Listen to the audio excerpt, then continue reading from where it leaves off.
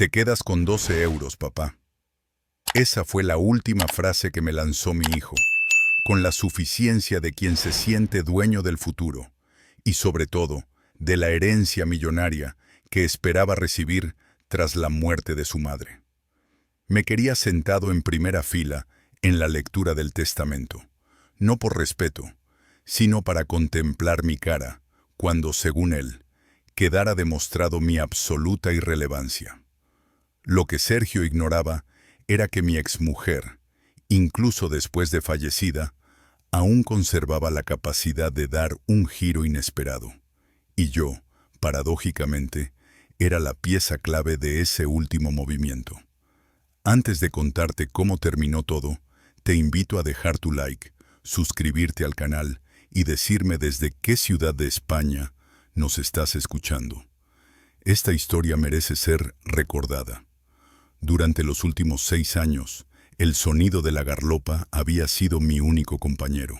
En mi pequeño taller en las afueras de Madrid, ya no era el ingeniero que fracasó en los negocios, ni el marido que fue sustituido por alguien más joven. Allí simplemente era don Mateo Robles, un hombre de 74 años que hallaba consuelo en la madera noble y en el olor a serrín. Mis manos, endurecidas por décadas de trabajo, sabían leer la verdad en cada veta. La madera no engaña. Muestra todas sus imperfecciones sin vergüenza. Yo la respetaba por eso. Estaba dando forma al respaldo curvado de una mecedora cuando mi viejo móvil de tapa empezó a vibrar. Apagué la máquina, me limpié las manos en mis pantalones manchados y miré la pantalla. Un nombre que no veía desde hacía 18 años. Sergio Robles. 18 años sin llamadas que no fueran reproches, sin una Navidad juntos, sin un cumpleaños compartido. Solo silencio. Un silencio construido metro a metro con desprecio y exigencias. Respiré hondo y contesté. ¿Sí? La voz al otro lado era fría, seca, propia de alguien acostumbrado a los despachos del centro de Madrid, más que a un taller lleno de virutas. Tu madre ha muerto, soltó Sergio sin un gramo de emoción. Un ictus. Fue rápido. Me quedé quieto, mirando por la ventana hacia el patio soleado, donde colgaban mis herramientas. Elena, muerta. Aquella mujer había sido un torbellino, creativa, brillante y tan capaz de construir como de arrasar. Pero Sergio no me dejó pensar. El testamento se leerá el viernes. Ven. Lo dijo como si estuviera convocando a un empleado. Yo aún no lo sabía. Pero ese viernes mi vida iba a dar un vuelco que nadie, ni siquiera Sergio, podía imaginar. No estabas en la lista, Mateo. La voz de Sergio llegó nítida, afilada, como un golpe seco. Escucha bien, para esto sí te llamo. El abogado de mamá exige tu presencia. La lectura del testamento es este viernes a las 10 en punto, en el despacho Llorente y Asociados, en pleno centro de Madrid. No llegues tarde. No era una invitación. Era una orden. La clase de orden que solo da alguien que se cree juez, rey y verdugo de una historia en la que uno ya no cuenta. Respiré hondo, obligando a mi voz a mantenerse firme. No tengo por qué asistir, Sergio. Elena y yo dejamos todo aclarado hace 18 años, cuando firmamos aquel acuerdo en el juzgado de Madrid. No poseo nada suyo, y ella no poseía nada mío. Sergio soltó una carcajada breve, vacía, corrosiva. Oh, ya lo sé, respondió con desprecio evidente. No vas a recibir ni un euro. Mi madre no te soportaba. Es solo un trámite legal. Tienes que estar presente para escuchar, de manera oficial, que eres un cero a la izquierda. Hizo una pausa, como quien disfruta del veneno que prepara. Yo solo quiero ver tu cara cuando lo lean en voz alta. Quiero ver cómo se rompe esa dignidad silenciosa que tanto presumes. Ese es el único espectáculo que todavía puedes dar. La humillación era tan profunda, tan calculada, que resultaba casi técnica. No era el arranque emocional de un hijo dolido. Era la crueldad pulida de un vencedor que quiere ver a su oponente en el suelo. ¿Ya has terminado?, pregunté con una calma que me sorprendió a mí mismo. Casi, susurró él, disfrutando. No te preocupes por el viaje. Te dejo 12 euros para el autobús. Considéralo un regalo de despedida. Y colgó. Un clic seco. El tono muerto resonó en mi oído durante largos segundos. El taller quedó en silencio, pero ya no era el silencio amable de siempre. Era un peso gris, asfixiante. La ira, esa emoción antigua que llevaba años enterrada bajo serrín, aceite de linaza y resignación, empezó a despertar. No como un incendio, como una brasa viva, pequeña, pero imparable. Sergio no me estaba invitando a un testamento, me estaba convocando a una ejecución pública. Muy bien, tendría su espectáculo. Cerré el móvil, lo dejé sobre la mesa y volví a pasar la mano por la mecedora a medio terminar. Luego crucé a la pequeña casa junto al taller. En el armario, detrás de mis camisas de franela, colgaba un portatrajes cubierto de polvo. Dentro, mi único traje gris, el que había llevado el día en que mi antigua vida terminó. Ahora volvería a ponérmelo. El viernes, el taxi desde Atocha hasta el Paseo de Recoletos me hizo sentir que entraba en otro mundo, lejos de Madrid, lejos de mi madera, lejos de todo, excepto de aquello que estaba a punto de enfrentar. Pagué el taxi, un trayecto que me costó más de lo que esperaba, y bajé a la acera del Paseo de Recoletos. El aire de Madrid era más frío, más afilado que el de Madrid. Frente a mí se alzaba el edificio de Llorente en Asociados, el despacho donde se leería el testamento de Elena. No solo ocupaba la esquina, la dominaba. Una torre de cristal oscuro y granito que parecía diseñada para recordar a cualquiera lo insignificante que era en comparación. Empujé las puertas giratorias y al instante el tráfico madrileño desapareció. Dentro reinaba un silencio solemne, casi religioso. El vestíbulo parecía una catedral consagrada al dinero. El suelo era un mar de mármol blanco, tan pulido que el reflejo de las lámparas del techo parecía moverse bajo los pies. Las paredes revestidas de madera de nogal desprendían un aroma tenue a cera y riqueza antigua. Había pasado toda mi vida diseñando edificios, pero jamás había creado un espacio con aquella intención. No estaba hecho para recibir, sino para intimidar. Y lo conseguía. Llevaba mi único traje gris, el mismo que usé hace 18 años, el día en que Elena y yo firmamos la separación. Lo había planchado con cuidado en casa, pero el corte ya no pertenecía a estos tiempos. Era un traje que cargaba historia, heridas y silencios. Mientras caminaba hacia la recepción, mis zapatos viejos resonaban con un clic-clac que parecía fuera de lugar en aquel santuario de perfección. Algunos abogados jóvenes levantaron la vista de sus móviles. Sus ojos me recorrieron, me clasificaron y me descartaron en un parpadeo.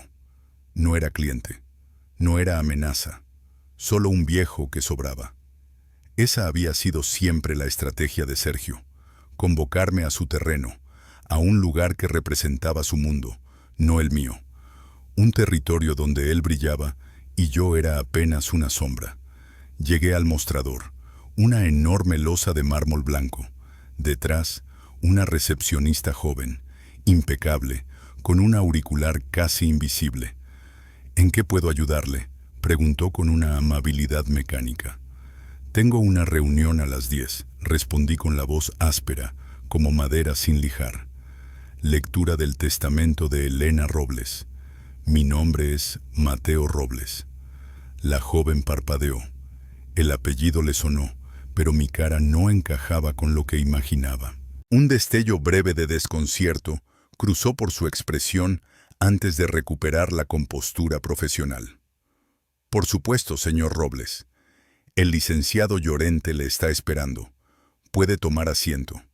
Y así, en aquel vestíbulo frío, comenzó el último acto de una historia que mi hijo creía haber ganado antes de empezar. Enseguida vendrán a buscarle, me indicó la recepcionista, señalando una sala de espera con sofás de cuero negro y una mesa de cristal donde todo parecía perfectamente ordenado, casi clínico. Me senté en el borde del sofá. El cuero, frío y rígido, contrastaba con mis manos ásperas de carpintero apoyadas sobre el tejido gastado de mi viejo traje gris. En las paredes colgaban cuadros abstractos, colores, formas, manchas sin historia. Nada que ver conmigo. Allí, en ese despacho reluciente, era como un fantasma, un recordatorio incómodo de un pasado que todos preferían ignorar. Y estaba sentado esperando que me dijeran, con total formalidad y absoluto decoro jurídico, que no valía nada. Justo lo que Sergio había prometido en aquella llamada. La brasa de ira que llevaba días ardiendo dentro de mí volvió a intensificarse. No estaba allí para ser humillado. Estaba allí para cerrar un capítulo. No entraron simplemente en la sala de espera. Hicieron una entrada. Sergio apareció primero, avanzando con una seguridad que no se había ganado con esfuerzo, sino con privilegios. El traje azul marino que llevaba, seguramente de algún diseñador de moda madrileño, debía costar más que mis herramientas juntas. Todo en él transmitía superioridad. El peinado perfecto, el reloj de acero y oro, la postura de quien está convencido de que el mundo le pertenece. Detrás de él venían sus dos acompañantes. La primera era una joven altísima, delgada en exceso, con una belleza fría y artificial. Vestía un modelo carísimo y sujetaba un bolso de firma como si fuera un trofeo. Más tarde escucharía que se llamaba Sofía, pero en ese momento solo era un adorno más en el cortejo de Sergio. El segundo era un hombre de unos 40 y tantos, con un bronceado imposible para octubre y una sonrisa tan blanca que parecía iluminada. Carlos, su asesor financiero sin duda. La sonrisa afilada de un depredador. No eran dolientes, eran una manada. Sergio se plantó ante la recepción sin siquiera mirar hacia mí. Sergio Robles, el licenciado Llorente me espera. La recepcionista, que conmigo había sido pura indiferencia, se transformó en eficacia y sonrisas. Por supuesto, señor Robles.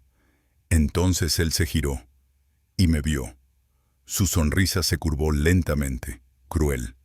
Avanzó hacia mí con pasos silenciosos. No puedo creerlo, dijo en voz alta, asegurándose de que todos escucharan. Has venido de verdad. Sus ojos recorrieron mi traje antiguo, mi camisa gastada. Por si alguien no lo sabe, añadió, señalándome con desprecio. Este es mi padre. Pronunció la palabra padre como si se tratara de un error biológico, una vergüenza inevitable que debía admitir delante de sus acompañantes. No era una presentación. Era una disculpa por mi existencia, por mi traje demasiado gastado, por mis zapatos viejos, por no ser un reflejo de la imagen pulida y artificial que él cultivaba.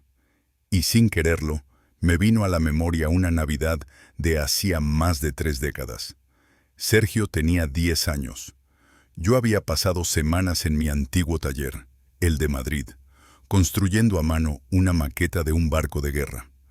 Cada pequeña pieza había nacido de mis dedos, de mis noches sin dormir, del deseo sincero de regalarle algo único. Sergio abrió la caja, miró la maqueta durante un segundo y la apartó con desgana. No es de marca, gruñó. Yo quiero lo que tienen mis amigos. Elena, siempre pronta a sustituir el afecto con talonarios, apareció minutos después con una consola carísima. Cada capricho sin límite había moldeado a aquel muchacho, convertido ahora en un adulto hueco, hecho de deseos ajenos y ropa de lujo. Lo miré sin pestañear. Él esperaba una reacción, enfado, súplica, vergüenza, pero yo ya no estaba dispuesto a ofrecerle nada. Mi silencio lo incomodó más que cualquier estallido de rabia. Su sonrisa se tensó, perdiendo la diversión que esperaba obtener. Entonces, dijo volviéndose hacia Carlos, su asesor, lo primero será vender la cartera de... Lo interrumpió el sonido grave de una puerta de roble abriéndose. La temperatura de la sala pareció descender. Era el licenciado Llorente, un hombre de unos 60 años, alto, con un traje gris impecable y una serenidad que imponía respeto sin necesidad de levantar la voz. Tenía rostro de juez y unos ojos capaces de atravesar a cualquiera sin esfuerzo. La sala guardó silencio al instante. Sus ojos pasaron por Sergio y su séquito como quien observa un cuadro sin interés, y luego se detuvieron en mí. Un segundo, un destello. No era lástima, era reconocimiento. Se acercó despacio. «Señor Robles, gracias por venir», dijo con un tono que, sin ofrecer la mano, equivalía a un apretón firme y respetuoso. Después se volvió hacia mi hijo. «Señor Robles, mismo apellido». Otro tono, frío, formal, casi distante. Solo alguien acostumbrado a leer el mundo a través del estatus habría notado la diferencia. Sergio sí la notó. Lo vi en la tensión de su mandíbula. Quiso cubrir su malestar con arrogancia. «Terminemos con esto, Llorente. Tengo una reserva para comer en la calle Serrano, y no pienso llegar tarde». El licenciado ni se inmutó. El licenciado Llorente no cambió la expresión. Simplemente asintió una vez y respondió: «Como usted diga». Abrió la puerta de la sala de juntas y nos invitó a pasar. El interior era tan frío e intimidante como el vestíbulo, pero con un peso adicional, como si allí terminara todo. En el centro se extendía una mesa inmensa de caoba oscura, tan pulida que parecía un estanque de agua negra detenido en el tiempo. Una pared entera estaba cubierta por ventanales de suelo a techo, pero no mostraban el cielo, sino la fachada gris y severa del edificio de enfrente. Era un espacio creado no para conversar, sino para sentenciar. Sergio ocupó naturalmente el asiento del fondo, el más alejado de la puerta, el lugar del jefe, del que lidera, del que domina. Se recostó extendiendo los brazos, apropiándose del espacio como si fuera suyo, por derecho. A su derecha se sentó Sofía, rígida, pendiente del móvil. A su izquierda, Carlos, con su bronceado imposible y la sonrisa afilada de alguien que siempre huele el dinero. Yo ocupé una silla cerca de la puerta, como una nota al margen. Estaba allí para cumplir con un trámite. Al menos, eso esperaba mi hijo. Mis manos encallecidas descansaron sobre la superficie perfecta de la mesa. Ese contraste, mi piel marcada por años de trabajo y aquella madera impecable, parecía resumir toda nuestra historia. El licenciado Llorente se situó en la cabecera. No se sentó de inmediato. Colocó sobre la mesa una carpeta gruesa, encuadernada en cuero. El sonido fue suave, pero definitivo. El aire pareció volverse más fino. Se sentó con un movimiento medido, sacó unas gafas de montura dorada y con calma absoluta abrió el documento. «Este», comenzó, «es el último testamento de Elena Montoya Robles, fechado el 4 de agosto de este año». Escuchar su nombre, incluso allí, removió algo profundo en mí. Elena siempre había sido territorio propio, incluso después de muerta. Había mantenido su apellido de soltera, Montoya, convertido en una marca que, según Sergio, valía más de 160 millones de euros. La voz del licenciado se volvió monocorde, el tono perfecto para un documento legal. «Estando en pleno uso de mis facultades mentales, declaro que este es mi último testamento». Sergio suspiró con impaciencia, consultando su reloj como si estuviera en una reunión irrelevante. «Segundo», continuó Llorente, «lego la cantidad de 50.000 euros libres de impuestos a María González, mi ama de llaves, por su leal servicio». Sergio puso los ojos en blanco. Yo, en cambio, sentí una pequeña sonrisa nacer dentro de mí. María había sido testigo de todo en aquella casa. Se lo merecía. Tercero, siguió el licenciado, dejo la suma de 20.000 euros al fondo para la protección de la mariposa monarca. Sofía soltó una risita incrédula. ¿Mariposas? ¿Lo dice en serio?, susurró. Y entonces sentí un pinchazo en el pecho, no de tristeza, de nostalgia. Antes de que Sergio naciera, mucho antes de que el apellido Montoya se convirtiera en un emblema dentro del mundo del diseño, Elena y yo emprendimos un viaje en un viejo todoterreno desde Madrid hasta los valles de Soria.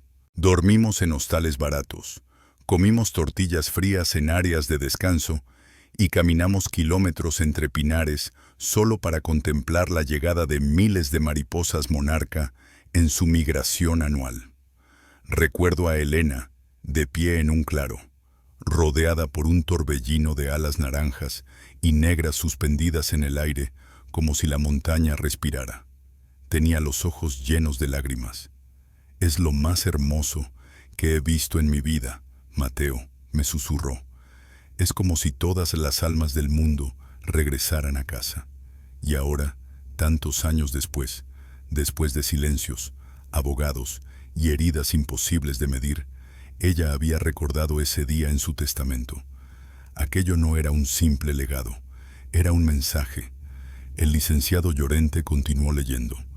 Cuarto, lego la cantidad de 10.000 euros a mi chofer, Miguel Rodríguez, por su excelente servicio y por no haber comentado jamás sobre los peculiares acompañantes que mi hijo traía a casa. Sergio se irguió bruscamente. «¿Qué significa eso?», escupió. Carlos apoyó una mano en su brazo. «Nada, hombre, humor de tu madre, no le des importancia».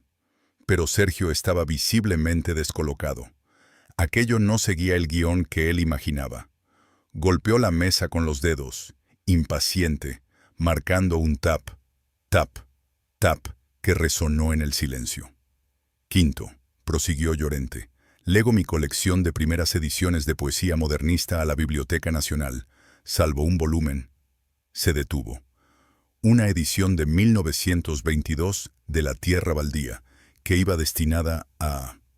Sergio estampó la mano contra la mesa. El golpe retumbó como un disparo. El licenciado levantó lentamente la cabeza. Se quitó las gafas con un movimiento tan pausado que resultó amenazante. Las plegó, las dejó sobre la mesa y miró directamente a mi hijo. «Señor Robles», pronunció con voz afilada, «esto no es una reunión de negocios. Es la lectura legal de los últimos deseos de su madre. Voy a leer cada palabra exactamente como ella la escribió. Y usted», pausó, «va a sentarse y a escuchar». ¿Ha quedado claro?». Sergio, rojo de rabia, abrió la boca.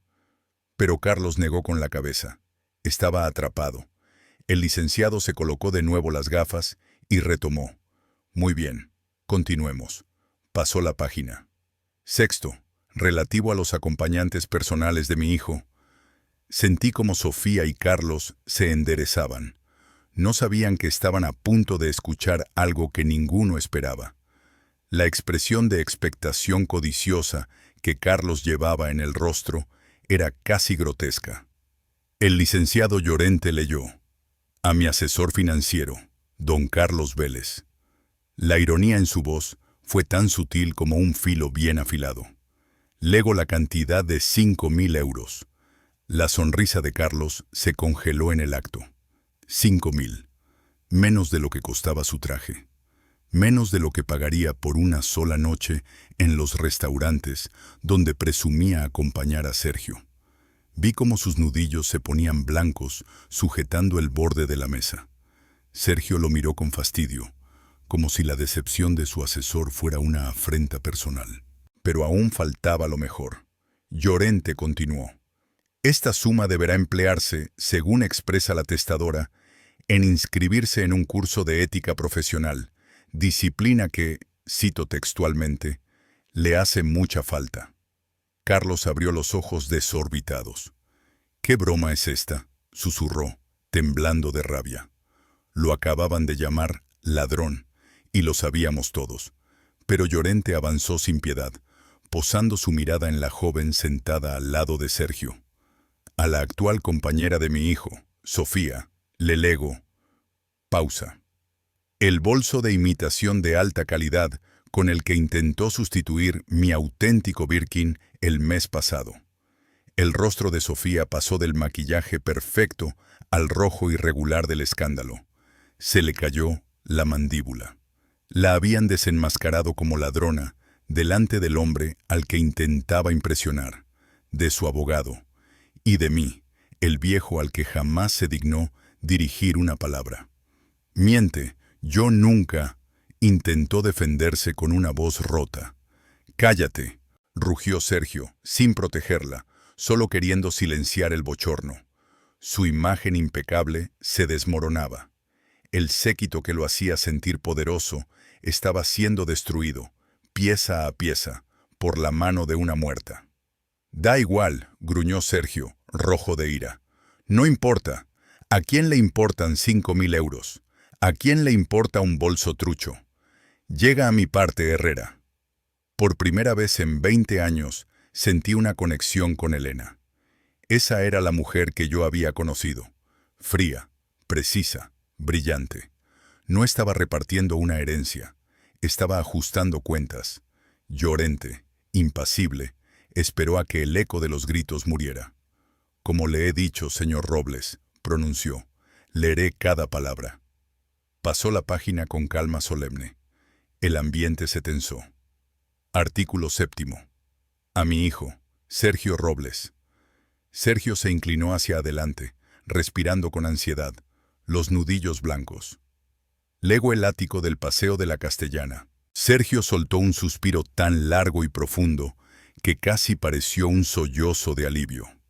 Y entonces se giró hacia mí, dispuesto a saborear su victoria.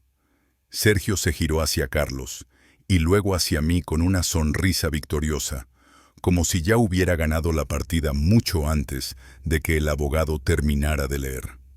El licenciado Llorente continuó, y lego también mi colección completa de relojes Patek Philippe. La risa de Sergio estalló en la sala. «Ahora sí», exclamó. «¿Lo oyes, viejo?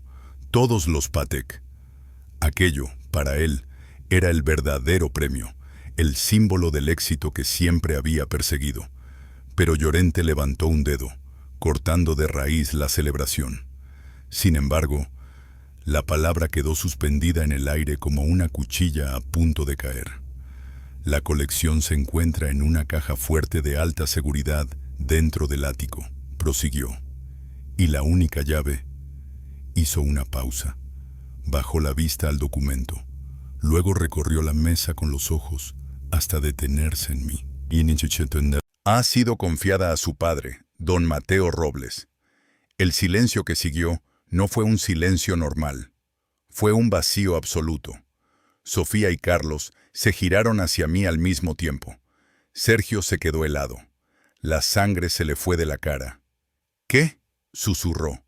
«¿Qué acaba de decir?». «La llave», repitió Llorente sin alterar la voz, «fue confiada a su padre». Sergio golpeó la mesa con ambas manos y se levantó de golpe. «Esto es una broma, una mala broma», bramó. «Él no ha visto a mi madre en 20 años. No sabe nada de ella. Es un don nadie». Todos los presentes miraron hacia mí. Yo estaba tan desconcertado como ellos. Una llave. ¿Elena me había entregado una llave? No tenía ningún recuerdo de ello. ¿Era un mensaje? ¿Una advertencia? ¿Una trampa más de su mente brillante y complicada? De pronto, ya no estaba en aquella sala de juntas. El sonido de las hojas del testamento me arrastró hacia el pasado, a un momento que había enterrado. Ya no estaba en Madrid.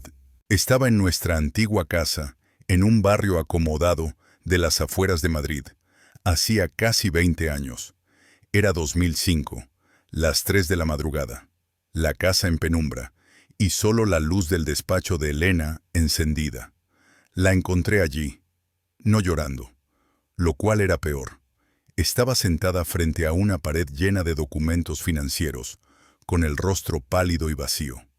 La empresa que llevaba su apellido, Montoya Diseño en Arquitectura, estaba derrumbándose. Había invertido millones en un proyecto turístico que se estaba desmoronando por permisos fraudulentos y socios corruptos. Los bancos exigían pagos inmediatos. Los inversores amenazaban con devorarla viva. Elena temblaba. «Se acabó, Mateo», susurró.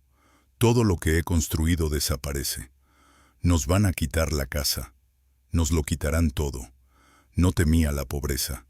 Temía el fracaso público, la pérdida de su reputación. Y entonces me miró.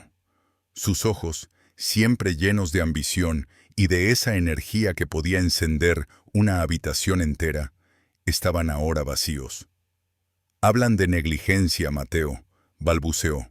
«Dicen que he engañado». La voz de Elena, normalmente firme, temblaba. Miré a la mujer que había sido mi esposa, la madre de Sergio, aquella mente brillante, apasionada y difícil con la que había compartido media vida. Y supe que se estaba hundiendo, y que si no hacía algo, nos arrastraría a todos con ella.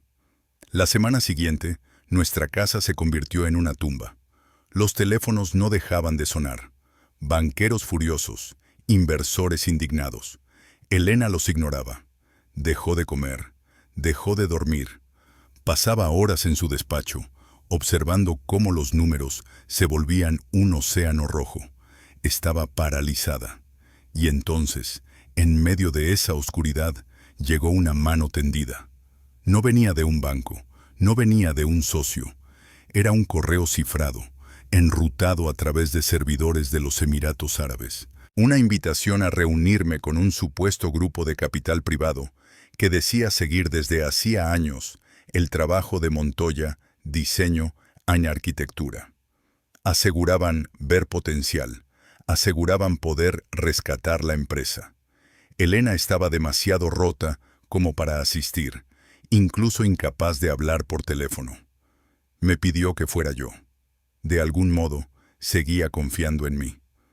Aquel grupo me recibió en una sala de juntas de un hotel cerca del aeropuerto de Madrid. Era una estancia tan impersonal que parecía un quirófano. 3 hombres jóvenes, impecables, trajeados, todos con la misma sonrisa cortés que no alcanzaba los ojos. Me explicaron la oferta. Inyectarían 100 millones de euros de forma inmediata, lo suficiente para apagar incendios, pagar bancos, frenar demandas. Una salvación total. Me quedé helado. «¿Y qué piden a cambio?», pregunté.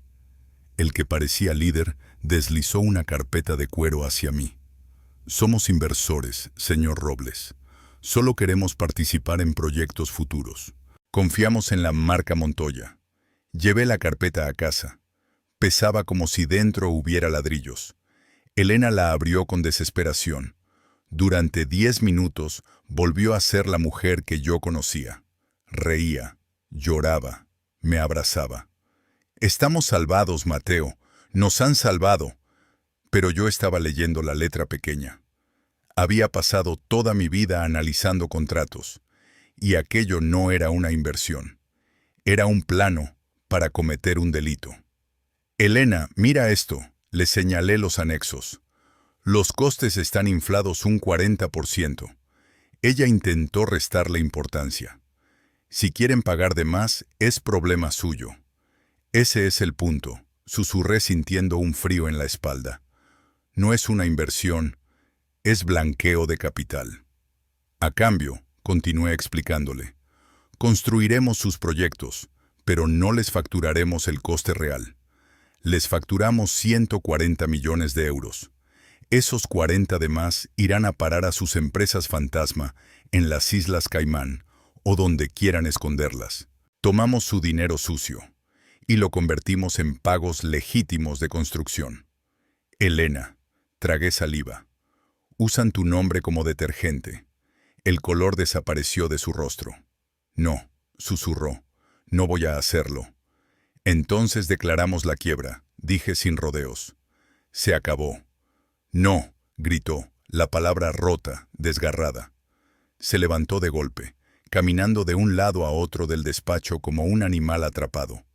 Tenía las manos enredadas en el cabello, los ojos desorbitados.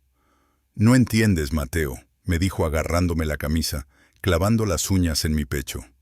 «Si quebramos, habrá auditoría forense. Encontrarán lo del Caribe. Dirán que fui negligente, que cometí fraude». Su respiración era un jadeo frenético. «Es mejor que esto», suplicé. «Esto es crimen organizado. Es gente a la que no quieres deber favores». «No me importa», sollozó, derrumbándose. No perdió el conocimiento. Simplemente se desplomó sobre la alfombra, sin fuerzas. Ya no era la directora general intocable. No era la mujer que levantó un emporio desde cero. Era solo una mujer aterrada, acorralada por su propio éxito convertido en trampa. «Mateo», murmuró entre lágrimas. «No puedo ir a la cárcel, no puedo». Le temblaba todo el cuerpo. «¿Y Sergio?», añadió con un hilo de voz. «Está en una de las mejores universidades, en la cima. ¿Quieres que sea el hijo de una fracasada? Nos odiará a los dos». No estaba exagerando, estaba atrapada. Si rechazaba la oferta, la destruirían por fraude. Si la aceptaba, la destruirían por blanqueo. Había construido su propia prisión. Miré los contratos sobre el escritorio. Planos de torres ficticias, proyecciones infladas, empresas fantasma. Yo era arquitecto. Sabía leer entre líneas. Sabía cómo manipular presupuestos, cómo hacer que el dinero viajara sin dejar huella. Podía ver un camino, uno solo, terrible, pero posible. Hacer lo que querían, pero manteniendo su nombre limpio. «Mateo, ¿qué vamos a hacer?», me preguntó rota. La miré. La mujer que amé, la mujer que me hirió, la madre de mi hijo, y tomé la decisión que definiría mi vida. La levanté del suelo. «Basta», le dije con una calma que no sentía. «Vete a tu habitación. Descansa». «¿Qué?», susurró. «Tú no vas a firmar nada. No vas a enviar correos. No vas a aparecer en ninguna reunión. Tú seguirás como la cara visible, dedicada al diseño. Lo que mejor sabes hacer». Una chispa de esperanza apareció en su mirada. «¿Y el trato? ¿Y el dinero?». Tomé la carpeta de cuero y la página de firmas donde aparecía su nombre. «Déjamelo a mí», dije. A partir de ese día, me convertí en un fantasma. Mientras Elena asistía a galas y presentaciones, yo viajaba en silencio. Suiza, Dubái, Las Caimán. Yo era quien negociaba. Yo era quien firmaba. Yo era quien cargaba con el peso del pecado. Me sentaba en salas estériles de aeropuertos internacionales para negociar con hombres sin apellido, sin pasado y probablemente sin futuro.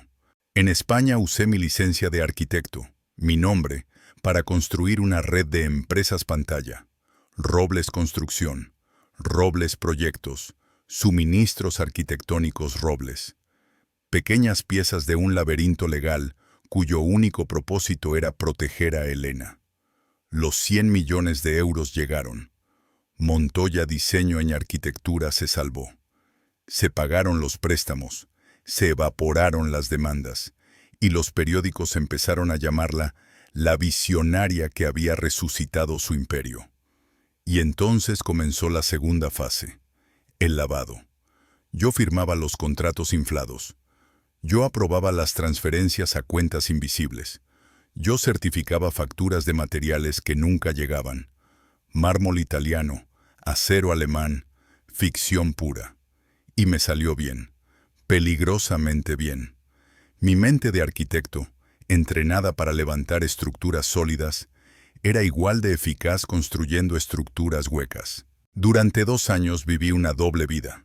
De día, profesional respetado. De noche, operador silencioso de capital oscuro. Pero ningún movimiento de dinero sucio pasa desapercibido para siempre. El día que llegaron, no vinieron por Elena. Ni siquiera sabían que existía una conexión. Vinieron por mí. No tiraron la puerta. No hubo sirenas. Solo 2 hombres trajeados entrando en mi oficina una mañana cualquiera. Colocaron una carpeta gruesa sobre mi mesa. Tenían todo: las transferencias, las sociedades interpuestas, mis reuniones en aeropuertos, mis firmas. Cada pieza encajaba hacia mí. «Díganos con quién trabaja, señor Robles», me dijo el agente principal. «Denos la organización, denos los nombres». Miré el expediente. El nombre de Elena no aparecía. Había hecho mi trabajo demasiado bien. Tenía dos caminos: delatarla y salvarme, o cargar yo solo con el peso de aquello. Pensé en Elena derrumbada en la alfombra. Pensé en Sergio, con apenas 22 años, estudiando en una universidad prestigiosa, creyendo que su futuro era impecable. Y tomé la decisión que selló mi destino. «No sé de qué me hablan», respondí. Me endeudé. Hice malas inversiones. Manipulé mis cuentas. Fui negligente. Les di una confesión, pero no la que querían. Asumí delitos menores: evasión fiscal, falsificación de registros, abuso profesional. Suficiente para cargar con el peso, no suficiente para destruir a Elena. No fui a prisión. Mis abogados, pagados con el dinero ya limpio de Montoya Diseño, lo evitaron. Pero lo perdí todo. Mi licencia, revocada. Mi reputación, destruida. Mi nombre apareció en los diarios como el arquitecto deshonrado. Fue entonces cuando Sergio, recién vuelto de la universidad, decidió hundirme del todo. «Te traicionó», le dijo a su madre. «Usó tu empresa, robó a tus espaldas. Es un...» y clavó el cuchillo hasta el fondo. Ese fue el relato que Sergio eligió creer. Le resultaba más sencillo pensar que yo era un criminal que aceptar que había sacrificado mi vida para salvarla de su madre. «Te humilló», le repetía a Elena. «Mamá, te usó». Era un relato fácil, limpio, sin matices. En su versión, yo no era el hombre que había evitado que su empresa se hundiera, sino el villano de la historia. Y Elena, viendo su nombre intacto mientras el mío ardía en los periódicos, eligió el camino menos doloroso, el de la víctima. Presentó la demanda de divorcio. Se declaró engañada, traicionada por un marido codicioso. Permitió que Sergio creyera cada palabra. Permitió que todos lo creyeran. Nunca dijo nada para defenderme. Ese fue el precio silencioso por su libertad. La voz del licenciado Llorente me arrancó de aquel recuerdo. Parpadeé. El despacho oscuro de 2005 desapareció, reemplazado por la fría sala de juntas de Madrid. Todos me observaban. Carlos tenía los ojos entrecerrados, midiendo cada gesto. Sofía, por primera vez, me miraba con una mezcla de curiosidad y temor. Y mi hijo, Sergio, me miraba con una rabia tan pura que parecía quemar el aire. Tenía las venas del cuello marcadas, la mandíbula tensa. «La llave», escupió. «¿Dónde está? ¿Qué te dio?» Estaba convencido de que todo era una conspiración, una última broma macabra de su madre, conmigo como cómplice. Lo miré, confundido. Miré al abogado, buscando una respuesta que ninguno teníamos. Mi mente estaba en blanco. 20 años de una vida discreta, rodeado de serrín y silencio, no encajaban con la idea de una llave oculta en algún lugar. Era absurdo, como un detalle de un guión que no me pertenecía. Negué lentamente con la cabeza. «No sé de qué hablas», dije, y era la verdad más absoluta. Mi respuesta quedó suspendida en el aire. Sergio me miró como si hubiera dicho la mayor traición imaginable. Su expresión osciló entre incredulidad y furia. Luego soltó una risa hueca, artificial, desesperada. «¿Una llave?», bufó. «¿Crees que me importa una llave? Llamaré a un cerrajero. Esa caja fuerte caerá antes de la hora de comer». Se dejó caer en su silla, tensísimo. «Basta de jueguitos», gruñó señalando a Llorente. «Vamos a lo importante, los bienes, los 160 millones. Léalo ya». El licenciado lo observó por encima de las gafas. No reaccionó, no se apresuró. Dejó que la arrogancia se diluyera sola. Luego ajustó las gafas, pasó la página y el sonido grueso del papel resonó como un trueno. Procedemos, dijo, al artículo 8, relativo al patrimonio principal. El aire se volvió denso. Incluso Sofía y Carlos contenían la respiración. Era el momento. Respecto a todos los activos líquidos, acciones, bonos, propiedades y la participación de control en Montoya, diseño, S, D, C, B, leyó Llorente, y entonces se detuvo. El licenciado Llorente hizo una pausa, como si volviera a leer una cláusula inesperada. No era duda, era precisión teatral. Saboreaba el momento, como un director que conoce exactamente cuándo debe caer el telón. «Vamos», susurró Sergio, como una serpiente impaciente. «Vamos, Llorente». El abogado carraspeó con solemnidad. «Dispongo lo siguiente. Primero, a mi exmarido Mateo Robles». Levanté la vista de golpe. ¿A mí? ¿Qué estaba haciendo Elena? Se oyó un jadeo seco, desgarrado, que salió del pecho de Sergio. Había inhalado tan fuerte que sonó como un golpe. Su rostro, que esperaba escuchar solo su propio nombre, se contrajo en una mueca de odio puro dirigida hacia mí. No respiraba. Esperaba. Estaba a punto de estallar. Imaginé lo peor. Un insulto final, una limosna simbólica para degradarme ante él. El licenciado continuó, imperturbable. «Lego a mi exmarido Mateo Robles la suma de 15 euros». Las palabras quedaron suspendidas en el aire. No era una herencia, era una ejecución pública, una burla diseñada para atravesarme o para provocar algo más que Sergio no entendía. Llorente añadió, cantidad a ser pagada en efectivo para cubrir su viaje de regreso, en autobús, al lugar donde resida actualmente. Viaje que, sin duda, su hijo Sergio tendrá la amabilidad de sugerirle. Primero se oyó un resoplido sofocado. Luego, la presa se rompió. Una carcajada inmensa, salvaje, brotó del pecho de Sergio. No era risa, era triunfo destilado, una celebración venenosa. Se levantó de la silla temblando de alegría. Me señaló como quien señala a un animal derrotado. 15, rugió. 15 euros. Golpeó la mesa riendo hasta casi ahogarse. Carlos, pese a su humillación reciente, olió sangre y se unió con una sonrisa servil. Increíble, Sergio. Simplemente increíble. Sofía lanzó una risa estridente. Para el autobús. ¡Qué detallazo! Sergio, con lágrimas de risa, recuperó la pose de actor que por fin tenía su escena. Siempre tuve un humor retorcido, dijo, pavoneándose. Y mira, tenía razón.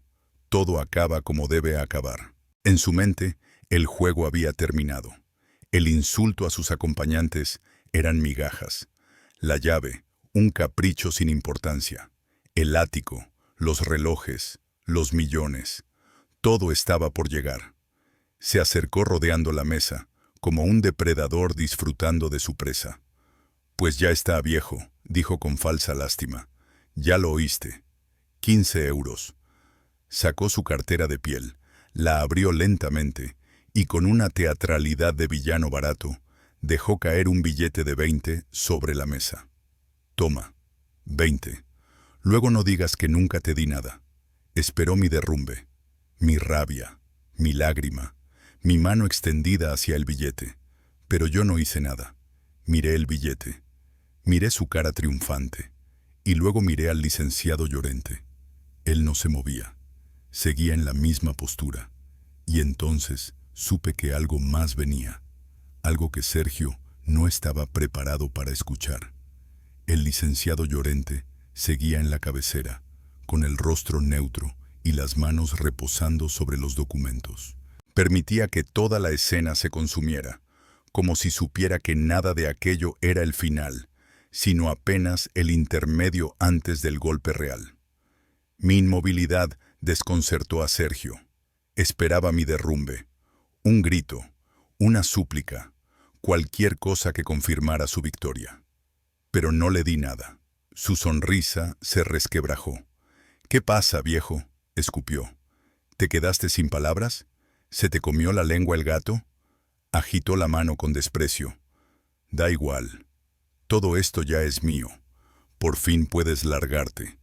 Vuelve a tu taller lleno de serrín, o al agujero del que saliste. Y no olvides tu dinero del autobús». Se giró para marcharse, dándole una palmada a Carlos como quien celebra un triunfo obsceno. «Vamos, que Pujol nos espera. Tenemos champán que beber». Cogió su saco, listo para abandonar la sala y comenzar su nueva vida como heredero absoluto. «Señor Robles». La voz del licenciado cortó el aire como hielo. No fue alta, pero tenía un temple que paralizaba. Sergio se detuvo con el saco a medio poner. Se giró lentamente. «¿Qué?», murmuró, con la sonrisa a medio borrar. Llorente no había cambiado de postura. Solo lo miraba, y su expresión ya no era neutra. Era fría. «Siéntese». La palabra cayó como un martillo. La sonrisa de Sergio desapareció del todo. Se quedó blanco, con el alma encogida. «¿Qué ha dicho?», susurró. «He dicho», repitió Llorente con un tono que helaba la sangre, «que se siente. No he terminado de leer». «¿Terminar? ¿De qué habla? Si ya leyó todo», balbuceó Sergio, perdiendo el control. El abogado se inclinó hacia su maletín. No tocó la carpeta gruesa del testamento original. Sacó otra. Una carpeta delgada, de cartón amarillento, sellada con un círculo grueso de cera roja. Antigua, formal, definitiva. «Esto», dijo señalando la carpeta grande, «era la conclusión del testamento original». Colocó la carpeta sellada sobre la mesa. «Y esto es un codicilo, un anexo legalmente vinculante, firmado y notariado hace 3 semanas, una semana antes del derrame de su madre». Sergio se dejó caer en la silla como si le hubieran cortado los hilos. Carlos y Sofía se quedaron rígidos, mirando el sello como si fuera una bomba. Llorente rompió la cera con una navaja. Sacó una hoja.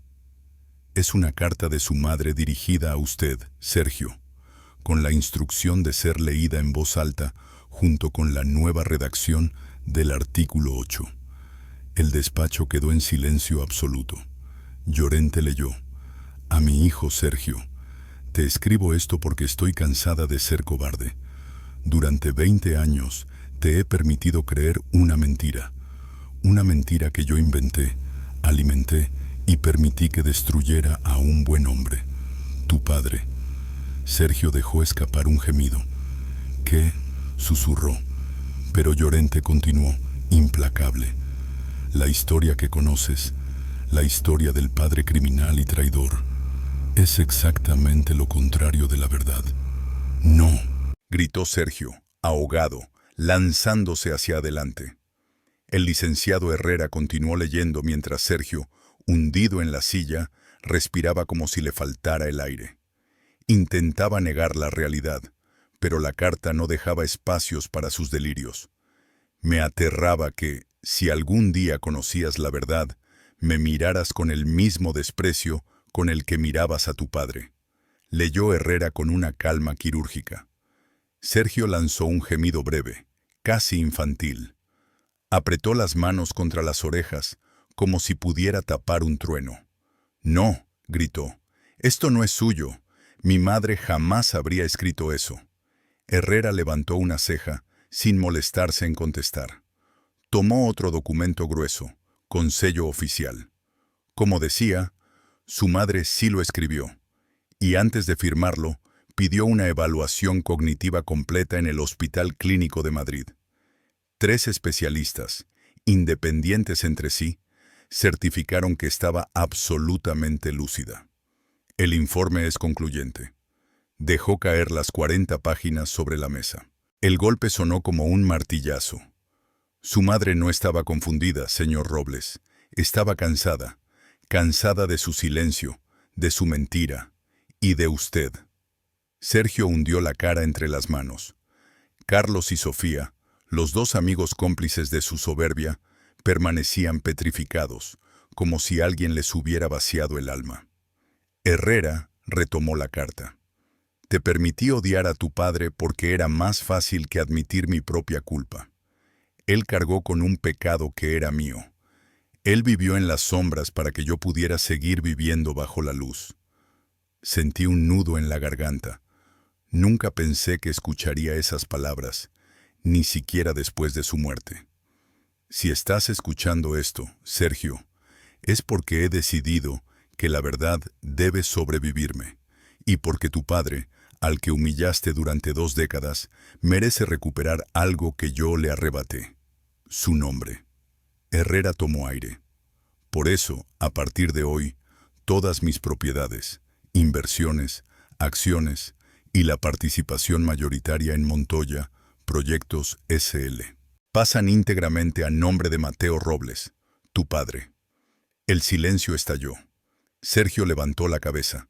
No era rabia lo que había en sus ojos, era puro terror. Carlos soltó un susurro ahogado. Sofía, pálida, bajó la mirada. Yo no podía moverme. No sabía si llorar, si hablar o simplemente respirar. Herrera cerró la carpeta con suavidad. Señor Robles, la voluntad de su madre es definitiva. Y por primera vez en 20 años, no fui yo quien se sintió pequeño. Fue mi hijo. A mi exmarido, Mateo Robles, leyó el licenciado Herrera. Durante un instante el mundo dejó de tener bordes. Sentí que el aire se espesaba, como si toda la sala se inclinara hacia mí.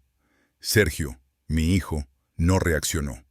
Era una sombra derrumbada sobre la silla, un traje caro sostenido por un cuerpo vacío. El silencio era tan denso que podía escucharse incluso el zumbido tenue de las luces del despacho. Herrera tomó aire con serenidad profesional y prosiguió.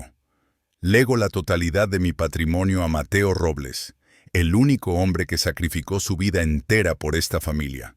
Él es, y siempre fue, el verdadero pilar de Montoya Diseños. Mi garganta se cerró. No supe si era vértigo, incredulidad o una pena antigua rompiéndose como yeso viejo. Mi nombre, pronunciado así, en esa sala solemne de Madrid, con tanta dignidad, me devolvió algo que creía haber perdido para siempre: la sensación de valer algo. Sergio emitió un sonido mínimo, como un animal herido. Levantó la vista, los ojos rojos y perdidos. No, no puede ser, susurró. Pero sí podía, y lo era. Herrera dejó la hoja sobre la mesa con un movimiento medido, casi ritual. La señora Montoya, dijo, dejó instrucciones muy claras. Este codicilo tiene plena validez. No existe margen para impugnaciones, salvo que usted quiera contradecir la evaluación médica que certifica su lucidez. Sergio abrió la boca, pero no salió ningún sonido. Carlos y Sofía parecían figuras de cera, inmóviles, con el miedo congelado en los ojos. El licenciado cerró la carpeta y añadió: además, la señora Montoya dejó una nota adicional para usted, señor Torres. Empujó un sobre hacia mí. Mis manos temblaron. El sobre llevaba mi nombre escrito con la caligrafía firme de Elena, mi exesposa, la mujer que había amado, la que me había borrado, la que ahora, desde la muerte, devolvía el tablero a su sitio. Lo abrí despacio. Dentro solo había una frase: perdóname por el silencio, y haz con esta verdad lo que yo no tuve valor de hacer. Sentí que el pecho se me deshacía. Sergio se incorporó de golpe, tambaleándose. No puedes aceptarlos, gritó. Ese dinero es mío, siempre fue mío. Lo miré. Por primera vez en 20 años lo miré sin miedo, sin rencor, sin dolor, solo con cansancio y una serenidad nueva. No, hijo, dije con voz firme, nunca fue tuyo. Fue una mentira. Y hoy se ha terminado. Y entonces, por fin, la sala de Madrid se quedó en silencio de verdad. Yo, don Mateo Robles, aquel hombre del traje barato de hace 20 años, el que había entrado en aquella sala preparado para recibir la humillación final, Escuché mi nombre en boca del licenciado y sentí cómo el aire cambiaba de forma. Durante un instante absurdo, creí que el techo del edificio desaparecía y que todo el peso del cielo de Madrid caía sobre mis hombros. 160 millones de euros. La totalidad de Montoya Diseños. No era una herencia, era un ajuste de cuentas. Sentí el corazón golpearme despacio, como un martillo. El despacho entero se volvió un vacío sin sonido. Sergio soltó un sollozo pequeño, seco, que no se parecía en nada al hombre arrogante que había llenado la sala hacía solo unos minutos. Yo no podía mirarlo, tampoco moverme. El licenciado Herrera, con esa serenidad quirúrgica suya, prosiguió. Esta herencia, leyó, no se entrega como obsequio, sino como pago, como compensación tardía por la carrera que permitió que se destruyera, por el honor que dejó que se mancillara y por la familia que permitió que se rompiera. Y entonces, al fin, lo entendí.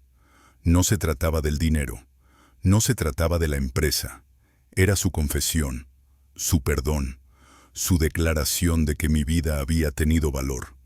Miré mis manos teñidas de barniz, mis manos de carpintero que nunca aspiraron a imperios.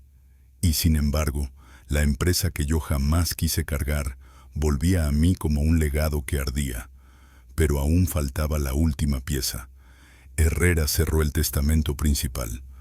Pasamos al legado para su hijo, anunció. Sergio levantó la cabeza como quien emerge de un naufragio.